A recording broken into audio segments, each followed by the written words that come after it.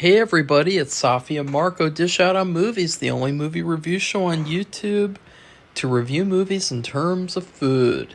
It is just Marco here once again, and I am here today to actually do something that I wasn't planning on doing, but I actually thought that it would be a good thing to do because a lot of the times when I talk in these TV show episode reviews, I talk about how these episodes are good. Well, what about the bigger picture? The bigger picture is just as important as the individual episodes because if you zoom out, like, let's just say, like, a show like that I watched, like, as a kid, like Goosebumps. I watched all 4 seasons as a kid. We got a bootleg off of eBay because they were not available, all of them. There were only like 5 available to buy officially. And but I thought about, like, season 1 as a whole, like, oh, that season has Stay Out of the Basement, Cuckoo Clock of Doom. But then season 3, it has my favorite episode of the series, but there's a lot of goofy episodes because the show started getting goofy. That's the bigger picture. And so doing a season review is actually really important, and I think that I've kind of lost doing that recently, just because most of the shows we've been reviewing have been like sitcoms and reality shows, and it just feels like, why do a season review of those? Because that's more fun to just, talk episode by episode. But, like, with a show like this, I thought it was really important. And by the way, I also wanted to do this video because I really was broken yesterday, or actually today when I'm recording this. I watched the Office reboot or continuation, whatever you call it. And I watched the first episode and it was so bad. I've probably made one of my meanest rant videos I've ever made. And so I want to make this video because I want to sound like I actually like stuff, just in case people discover that video and then they go on my channel and they're like, what does this guy talk about all the time? And, they can find this video and be like, oh, he actually likes stuff. Wow, I'm pleasantly surprised. Wow. So yeah, Dexter Resurrection, I was not really excited about watching this show at first because I saw the trailer. I had never seen Dexter before. There's a lot of shows that I hear about, like Lost. I tried watching Lost when it came out, and what happened was people spoiled it. They spoiled the ending for me. They actually spoiled it as a part of a class in high school in 9th grade. My world history teacher, who turned out to be a jackass, he spoiled the show. And so I hate it when I get spoiled. It really takes me out of things because I have such a good memory. I can still remember the ending to that show, and it's like, oh, fuck me. But there's a lot of shows, though, that, like, you hear about them, but are they really worth watching? And Dexter was always one of those for me because, I don't know, I thought the concept sounded kind of goofy. A serial killer who kills killers. Like, it's an interesting idea, but, like, I wasn't really sold on it. It looked like a show that you just watched to watch the show, And then, of course, there was the finale controversy twice, which was really sad because I was actually going to watch the show starting with New Blood, and I'm glad that I didn't do that. But anyways, I decided to give this show a chance simply because I like the actors in it, and I thought that the show looked fun, but, like, it could be something I could review. And so I went into this season raw. I like it raw. And I went into the season raw. I had no preconceptions, anything. I was just ready to see a good show. And I think that this is honestly one of the best shows that I've seen in a long time. It really gave me... This is one of the things that I liked about the show because I have a pros and cons list. one of the things that I liked about the show was the old school TV feel that it had. It really reminded me of back in the day when, Breaking Bad was on. It reminded me of Hannibal when Hannibal was on, the first two seasons, that is. And, Bates Motel, which I think Bates Motel is super underrated. That's a show that I'm really sad too because, and this is just a personal thing, I bought one of the props used in the series finale of Bates Motel. It was the knife. It was the final knife that Norman Bates wields. And I bought it and I ended up selling it just to make films. And I so regret that because it was before I started, really like making a lot of extra money. And so that really brings me down to think about it. But, that show is so good. And there are so many shows like, I feel like the golden age of TV is over, though. I feel like TV is going downhill fast because of this overstay your welcome bullshit. You have to know when to leave the party bullshit. And also because in a lot of these shows, they get these movie actors. And so it feels like they're on limited time.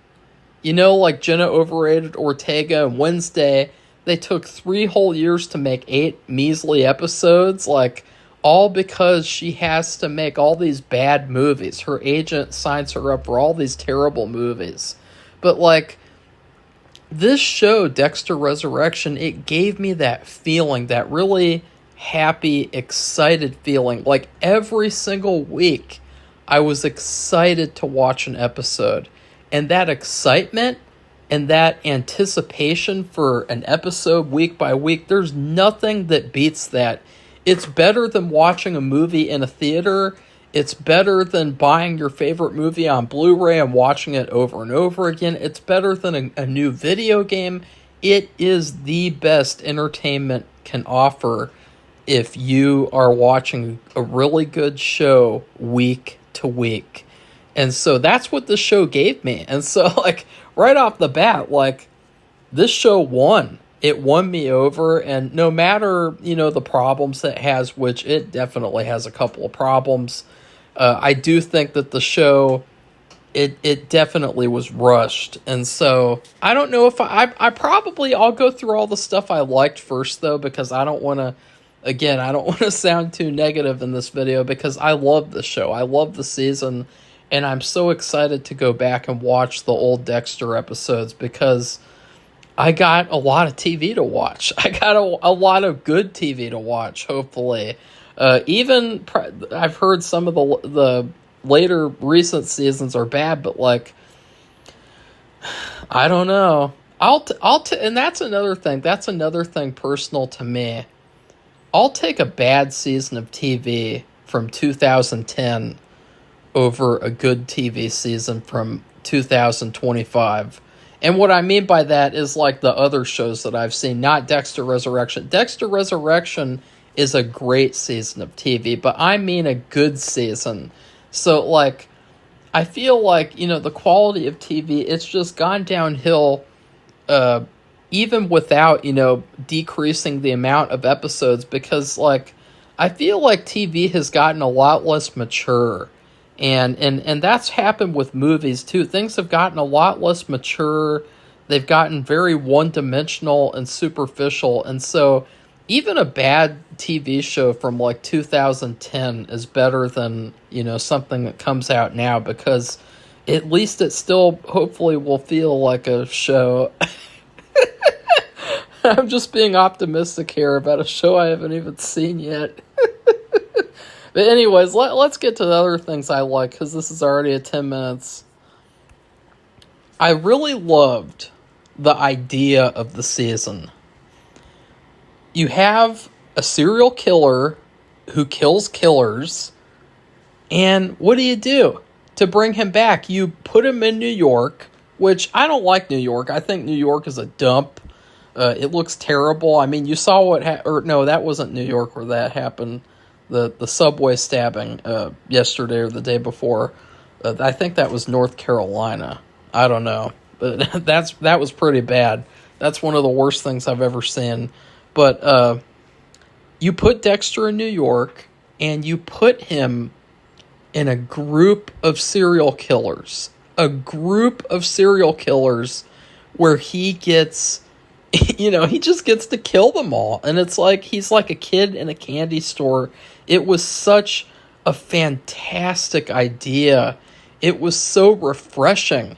And I feel like it came from a place of desperation of like, how does Dexter find killers if he's not working with the police anymore? How does he find like a whole group of killers really easily? Oh, well, he could be in a group of killers. And I feel like the concept was kind of wasted, and I'll get into that in the cons.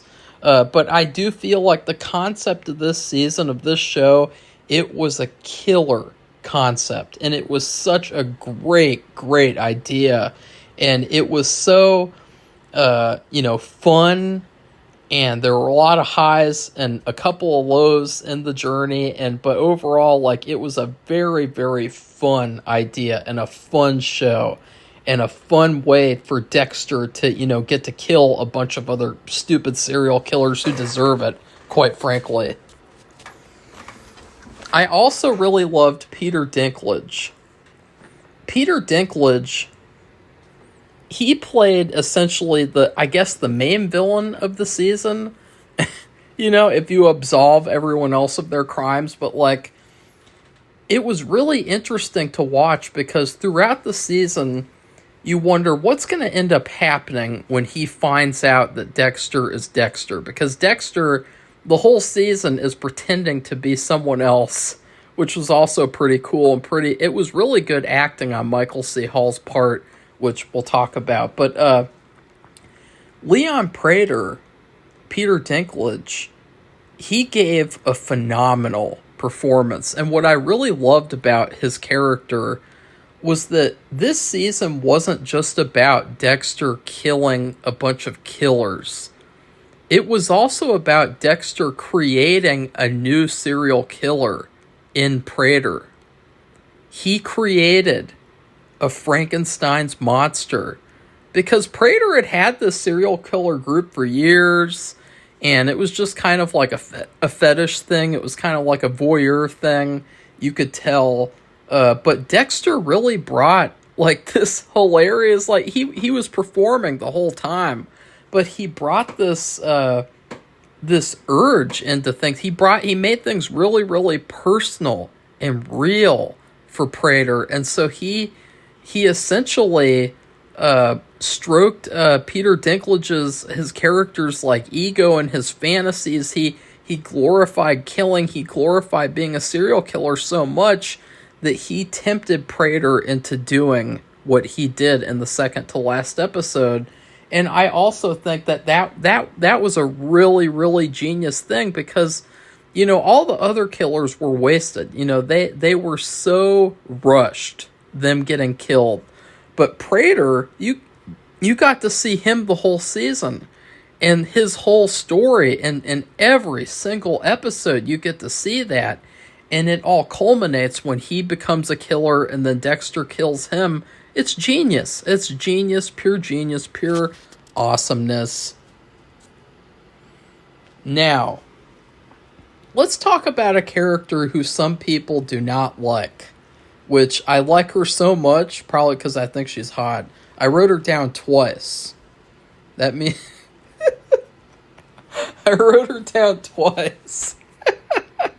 Claudette, Detective Claudette. This is a character who, I don't know, she has like this shtick that she does where she's very robotic and she doesn't have any emotion at all, or so it seems. And it just feels like she is like a machine. And she's almost inhuman in that way. She's like a machine, as I just said. And she has this music thing that she does where she listens to Bee Gees Staying Alive while she's doing her work. And honestly, like, I love her character because she's just so weird. And she's so quirky. And she's like a female monk. I just wish that they would have given her a little bit more for us to like her. We do end up hearing that she she couldn't solve the New York Ripper case for years, and that really that devastates her. But I wish that we could see like more of her personal side and less of this like I am a robotic woman character in a modern TV show. But she does have a couple of good moments. My favorite moment of the season actually is in the finale. She wears this really, really tight dress, this tight and colorful red dress. I think it's red. I'll have to rewatch it and just look at those shots to figure it out. But like she's at this police gala and she's about to leave, and then her favorite song comes on, and then she goes back in and she dances with her partner. And it was such a great moment because, you know, the whole episode is just like this intense, suspenseful, you know, thriller, horror story, and, you know, what's going to happen. And then they have this little bit of break, this little bit of relief, this fun little scene with her. And I just felt like that was such a nice little touch. And it was also kind of cute. It was fun. And, yeah, I can't wait to see more of her. And she's a good character. She's a really good character.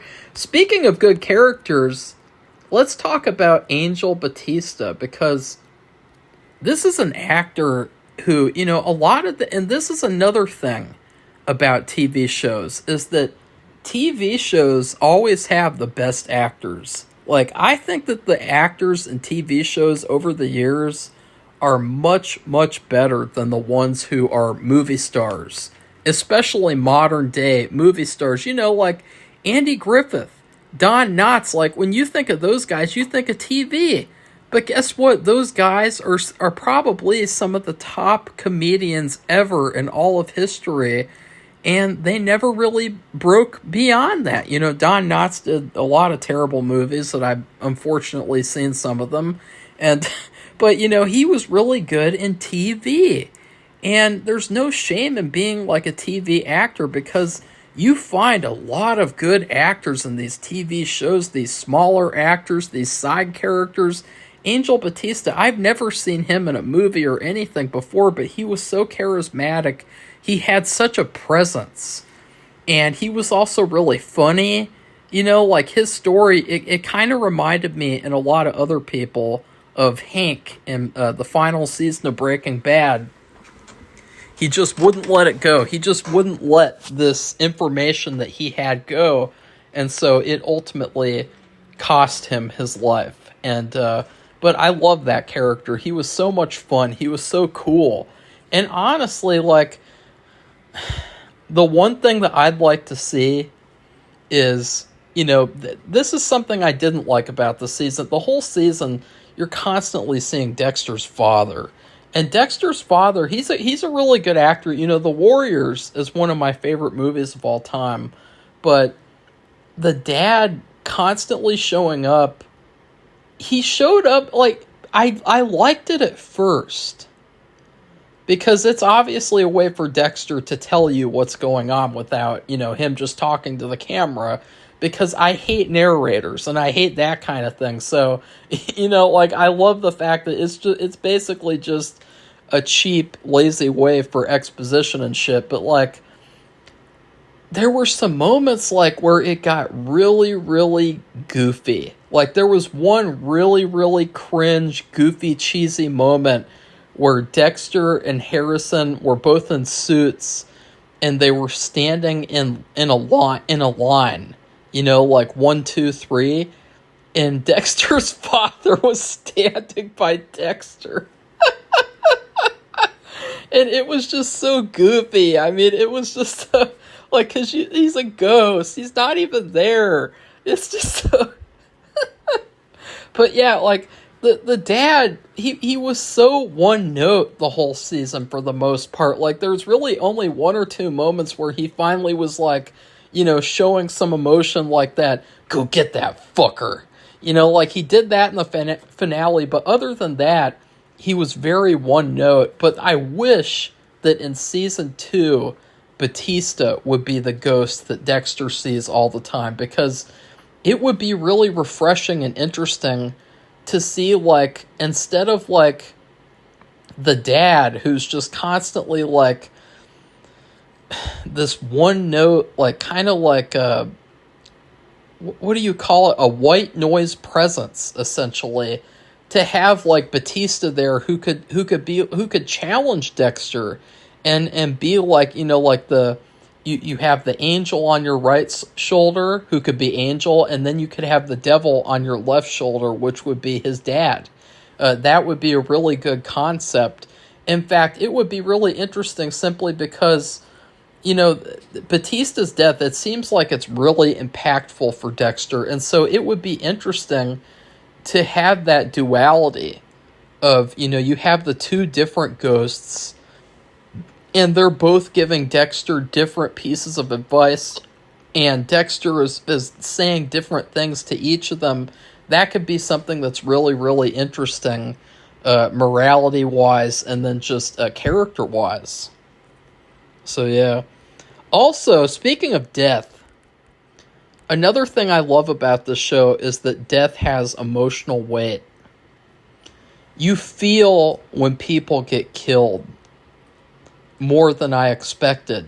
I used to look at this show as like a superficial, like, cosplay show, like where you just watch it to be trendy or cool, and but death really has, like, this strong emotional weight that I was not expecting. You really feel every death except for, like, one or two the whole season, which probably one of the stupider deaths was the one at the beginning where the guy tries to, like, escape from the group and then Uma Thurman kills him. That was kind of dumb. That was kind of one-dimensional and kind of weak. But, like, other than that, like, all the deaths of the characters in the show, you felt something, and it really, it made all the difference. It made all the difference in terms of, like, impact and emotion, and I especially loved when Batista got killed because it was such a dark episode. You knew it was going to happen, especially because of the title of the episode, everything about the episode.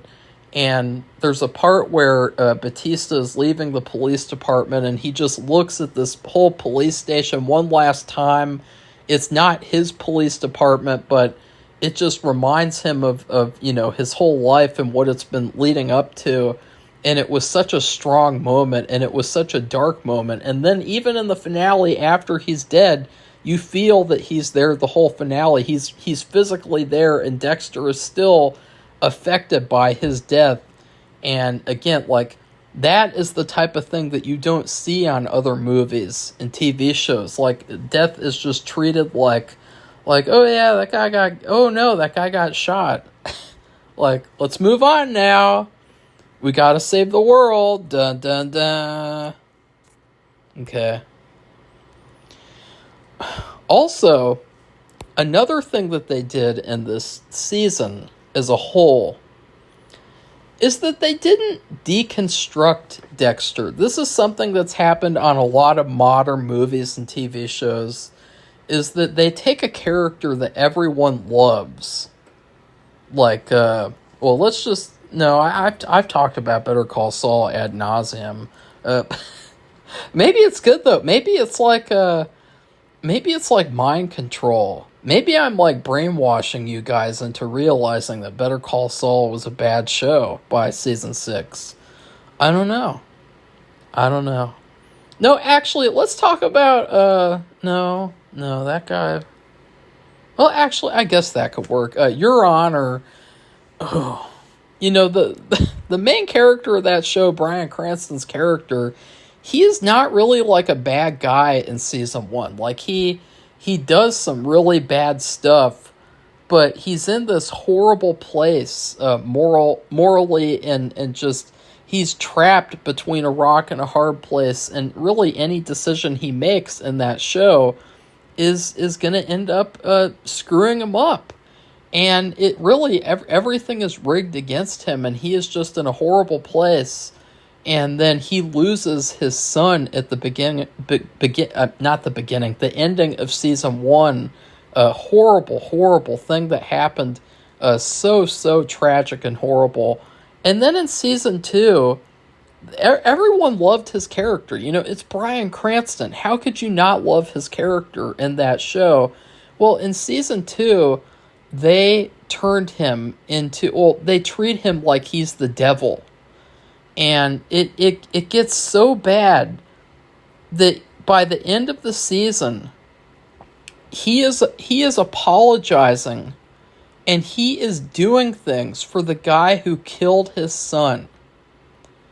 He actually helps the guy who killed his son to get off on being put in prison for doing that crime.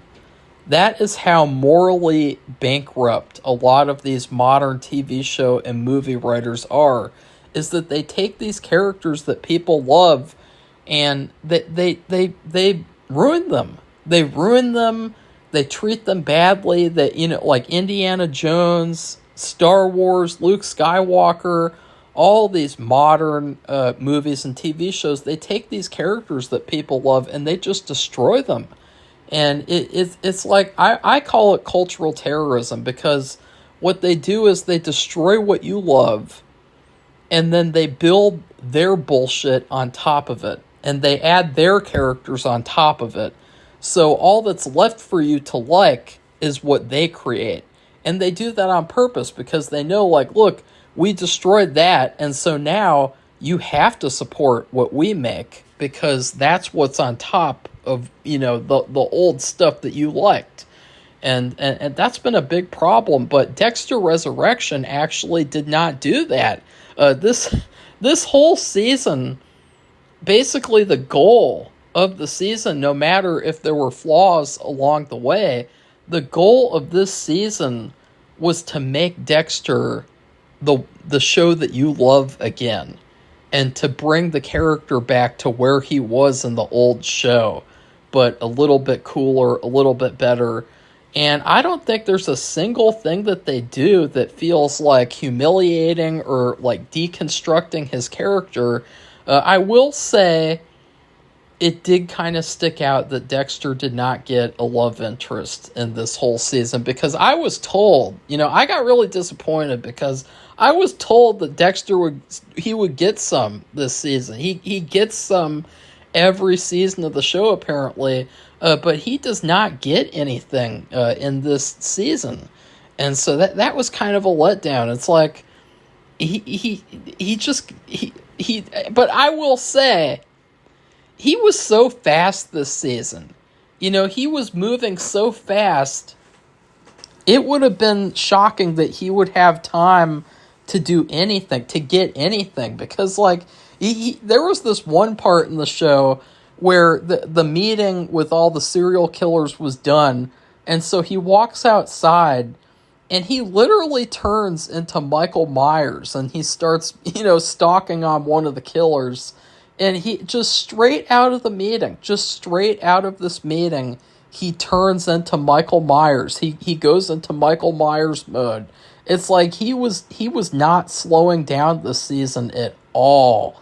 And so, but I will say, like, he needed a love interest, like, I don't know why, like, in these modern movies and shows, like, it's such a problem to have, like, romance or a love interest. Like, there's a lot of weird actresses, and I'll say that, but, like, it just, you gotta do what you gotta do. Like, and I had thought that, like, when Dexter got together with Kirsten Ritter, I thought that he could be with her. I mean, she seemed a little bit too young for him, like, in terms of, like, she looks like she's 20. Like, she looks so good. She looks like she's fucking 20. I swear, like, it is shocking how good Kristen Ritter looks. I mean, she looks incredible. She looks younger than me. And I'm only 26. I'll be 27 in December. But yeah, let's see. I'm almost done with the pros section. But yeah, they let Dexter be badass, and I appreciated that, because, again, like, they let him be awesome. They let him have so many cool moments. Whereas in a lot of other movies and TV shows nowadays, they won't let the main character have that badass moment. They'll give it to the side characters. They'll let the side characters steal the show, and then the main character, he's just kind of there to support the side characters. And that didn't happen in the show. They let Dexter steal the show, which is good because, otherwise, why would you want to watch the show? Like, that's another big issue that I've had recently is that, like, why would you want to watch a show if it's not fully on board with the main character? Like, why would I want to watch a show where it's condemning the main character and making the main character out to be like a terrible person or something? Like, that's just not entertaining. But anyways, let me take a drink. It's only water. All right. It also, I will say, this season had some great suspense, as I've already said before. And this is something that was really refreshing, I thought. I really liked all the father and son stuff. We don't get a lot of that either. Nowadays, we get more.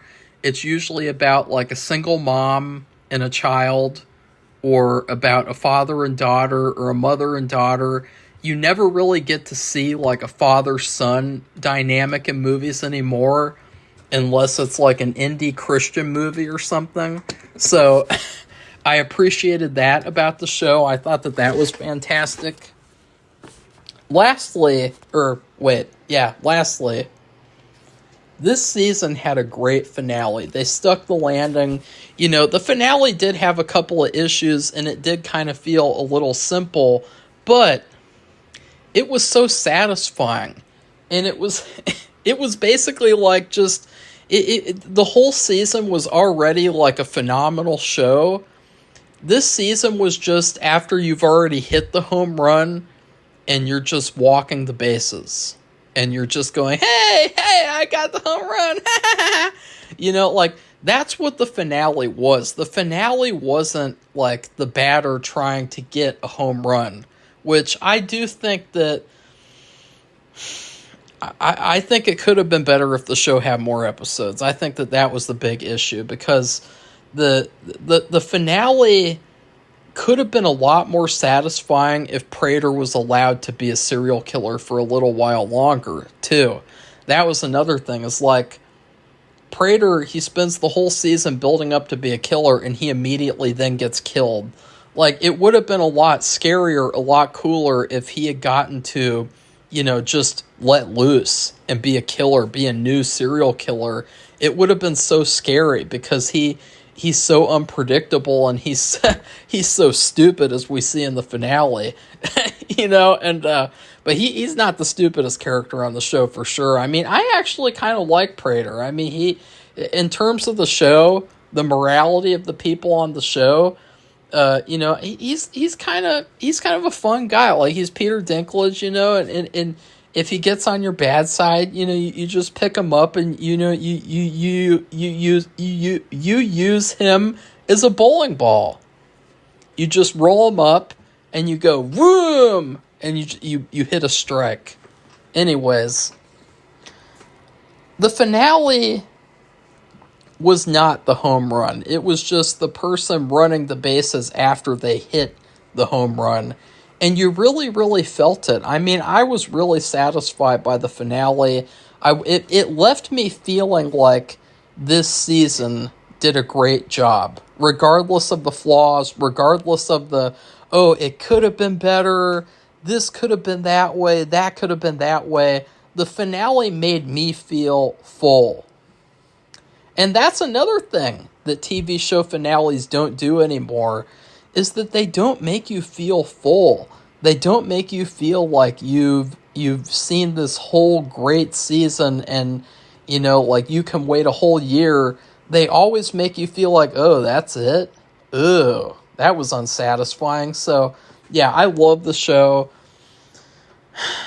But let's get to the cons of the show too.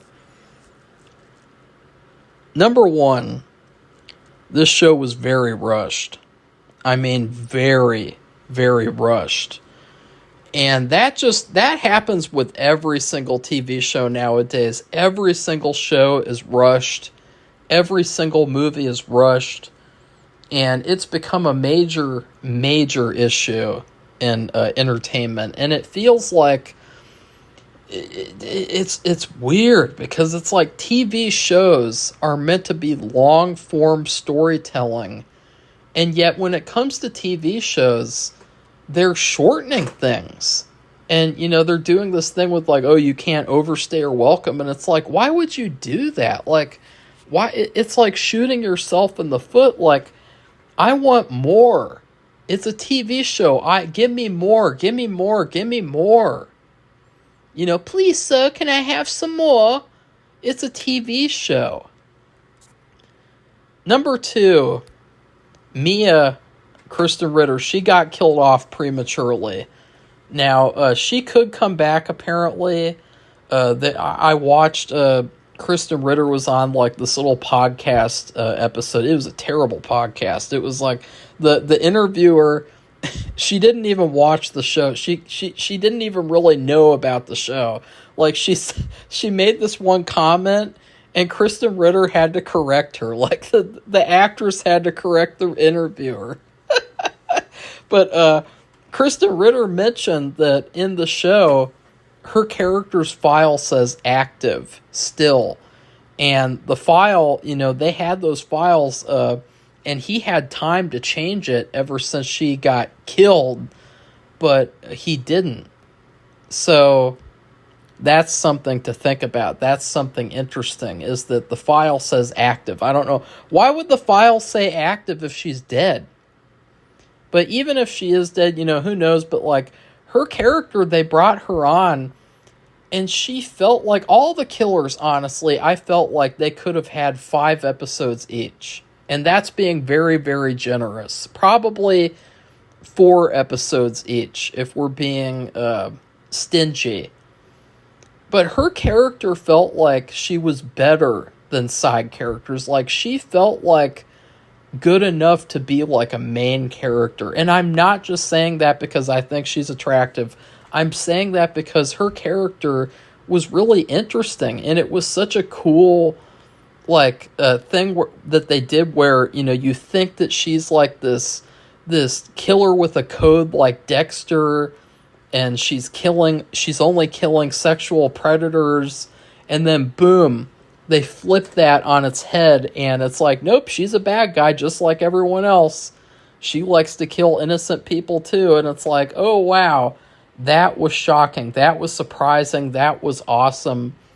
And I think that her character deserved more, but I think that all of the killers deserved more. I felt like, is this that's what I came away with, was like, is this what it's like on the old show?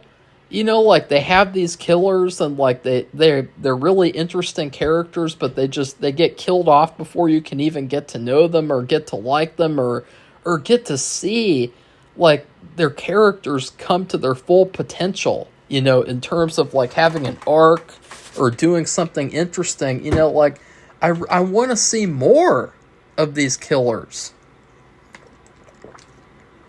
Give me 13 episodes. Give me 16 episodes, 18 episodes, 20 episodes.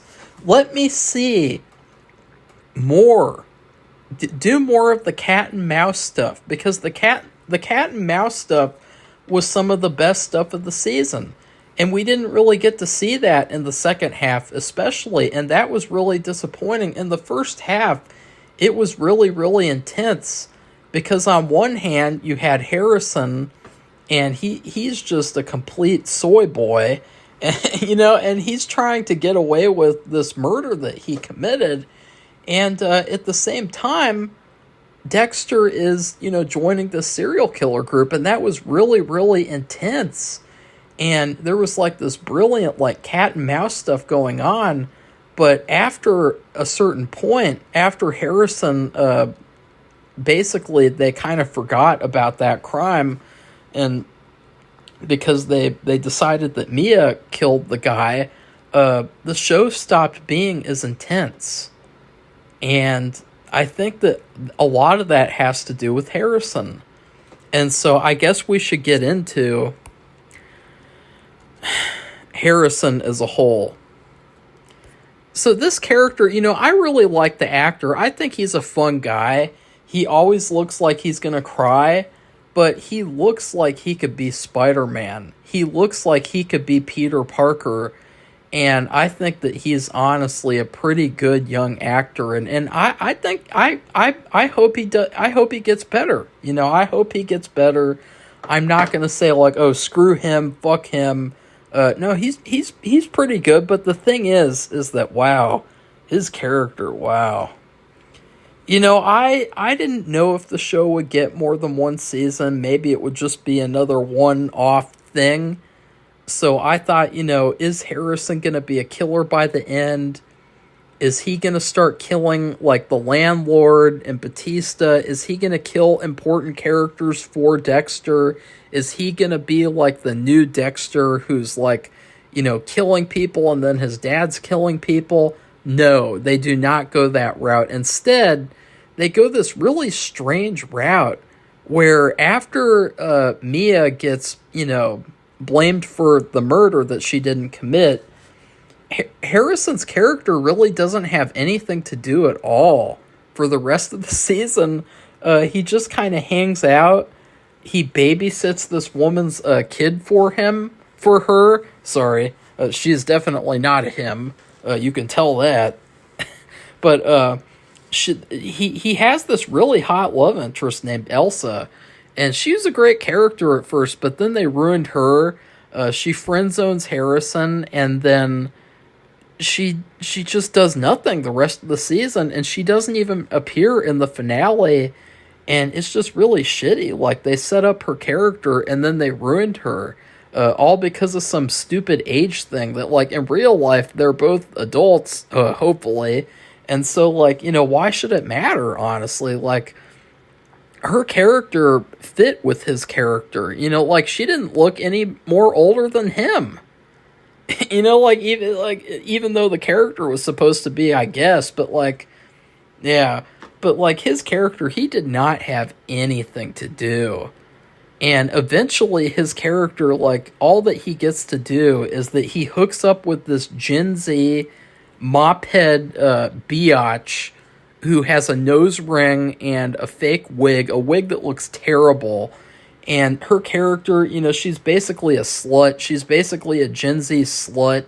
And, he hooks up with her, no surprise. And, they have a bunch of weird scenes with that where he keeps on going down on her. And it's like, this is like the modern trope of, like, sexual scenes. Like, they only involve a guy going down on a woman. You see that in every single fucking movie or TV show, and it's just really, really queer and creepy, and it's so, like, repetitive, and it's so superficial, and it's so fake. And so the season ends with Harrison, I guess he repairs his relationship with his father, and in the finale he helps him. But Harrison's last scene in this season of the show is he is sharing a bowl of beans with his new mophead girlfriend. He is sharing a bowl of beans. I mean, it's just so disrespectful to the character. Like, if they did all this stuff with Dexter himself, like, I would not even watch the show after season 1. Like, I would just be like, no, sorry, like, I'm not watching that. I'm not watching whatever this is. Like, I really think that the big issue is that the first half of the season with his character was so much stronger, and there was so much more potential there for him to be a killer, or for there to be this cat and mouse game between him and Claudette, the detective, going after him, and them not really doing that in the second half. It really weakened the show.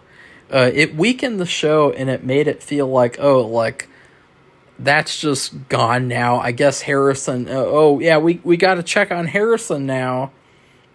What's going on with Harrison? Oh, he's babysitting that woman's kid again for nothing, and not getting anything out of that interaction. And he's babysitting. It's like what's going on with Harrison? And then in the finale, like, oh well, he's with a Gen Z mop head, and they're eating beans together. Like what a terrible idea. What a terrible idea. I just ate beans tonight, but I ate them by myself, and I was happy doing it. I took my pants off. That's what I like to do in the evening. Like it's just there's just something so nice and so liberating about, like, after you go through the day, and the day's over, it's nighttime, you're having dinner, and you just take your pants off, and you just sit around and just you just fuck around. You can eat all the beans you want. And I still have other things on, by the way. I'm not saying I'm sitting around naked like Buffalo Bill and Silence of the Lambs, but, like, it's really fun to take your pants off after a long day. But yeah, you can't. Harrison wouldn't do that. Harrison would be like, oh no, oh. He looks like he's crying every single scene. He'd probably make that face. He probably would start crying if you're like, Harrison, take a load off. Take your pants off, and he'd be like, oh no, oh. Okay, next up, I did not like the plot convenient PTSD and pain. So Harrison, he had this terrible, what I would describe as Jesse Pinkman syndrome from Breaking Bad when he got PTSD for killing Gale. He had this terrible PTSD over killing the date rapist in the first episode. And then all of a sudden, Harrison, he just doesn't anymore. And it's like, what's up with that? Like, PTSD just goes away? Like, it just magically goes away, like, after something horrible happened, after some horrible major event happened. And then with Dexter, he got shot in the chest, and he wasn't able to recover fully. So throughout the season, it almost feels like a video game, because he keeps on getting acupuncture treatment. And it's like, really? Acupuncture is like some kind of plot convenient, like, power up that he gets. I could suspend disbelief for that, but it's kind of goofy. It's kind of goofy, but it is what it is. It's not a big deal. The PTSD is a big deal though, because, like, they never ever confront that. Also, some of the music in the show, I felt like the music needed to be more on the horror side of things, and instead, a lot of the times, the music felt like spy thriller music. It felt like the Blacklist or, like, action movie music, and I kind of wish that they would not do that, and they would be more horror, have more horror music, more scary music, unsettling music, like in Mindhunters, which that's a shitty show. And also, Charlie, let's talk about Charlie, because Uma Thurman, her character was probably the worst character of the entire show. She basically had nothing to do. All she did the whole season was stand there like an extra while Prater says, do your job. And her character, it's really funny because she knows that Prater is like this super, super manipulative guy who, finds out everything he can about people so that he can, blackmail them and do all that kind of stuff. But then in the finale, she gets surprised that he was spying on her too. And that's the ultimate reason why she quits working for him. Not because he killed an innocent person, not because he wants to kill a child in Harrison, or because he wants to kill Dexter, even though Dexter is revealed to be a killer who kills killers. So he's not really a bad guy. but like her character's morality doesn't make any sense at all. And to be honest, like I don't even feel like I know her character at the end of the season. Like it just kind of feels like, oh yeah, we got Uma Thurman to be on a Dexter show. Isn't that cool? Now you should subscribe to Paramount Plus. You know, that's what it feels like. It feels like the classic like stunt casting. Like, oh yeah, we got Uma Thurman. Great job. Great job. But yeah. And it ends up to where her character literally just leaves the show. Her last moment, her mom is like horribly sick with like, I don't even know what she's sick with. They never even really, like, she's in a bed the whole season, and then at the end they leave New York. And it's like, wow, this is what they do with like every female character nowadays in movies and TV shows. Like, they all get to leave. They all get to just leave the show and escape any kind of like conflict or accountability or anything. I guess it's very realistic, you know, that's what happens a lot of the times in real life, you know, they run away from being held accountable. And that's what Charlie does. I mean, and another thing too is like, and this is a big deal because like next season, what's going to happen when Claudette investigates this death of Prater? She's going to discover that Charlie was his head of security. Like, they're going to see her on all of the surveillance cameras, and they're going to figure out she was his right-hand person. And so, what's going to happen with her in the second season? Like, are they going to bring her back? What are they going to do? Like, her character really didn't even need to be in the season. Basically, her only purpose was helping Prater, protecting Prater. She was a very one-dimensional character, and it's really unfortunate because I was expecting for her to have some kind of substance. Like, they treated her like she was some really, really mysterious character, and she was this really, like, ooh, she's gonna be a meaty character, and then she's not. She's just a complete, like, one-dimensional, like, cardboard cutout. And then lastly, I think I have one more thing. The last thing would be the Gemini Killer. The Gemini Killer was the one who was definitely the most wasted out of all the killers. You know, you have this one killer, and he gets killed off really, really quickly. The Gemini Killer, the first one. And then at the end of the episode, which I predicted that this would happen. I predicted it while watching it. All of a sudden you see, this guy the whole time had a twin brother. And boom. That was like an epic reveal moment, and they treated it like it was some kind of epic thing. And it's so hilarious looking back because the character, he gets killed next episode, like right off the bat. And it's like, really? Like, that's what you did? Like, you created a twin.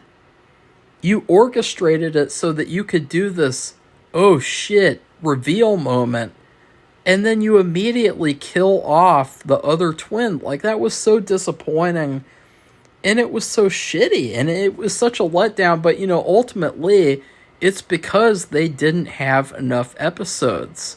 Like, if you zoom out, and that's the thing that I learned, when I zoom out, when I look at the bigger picture of this show, there's two big things that I noticed. Number one, they did not have enough time to do what they wanted to do. Or, I don't know, like, if they wanted this many episodes or not, but, like, they did not have enough time to do anything interesting. They had all the choices that they made pacing wise. They had to make those choices. They could not stretch it at all. Like, there was no room to stretch. And that's the thing about when you have like 22 episodes of TV or 16 episodes, is that you have room.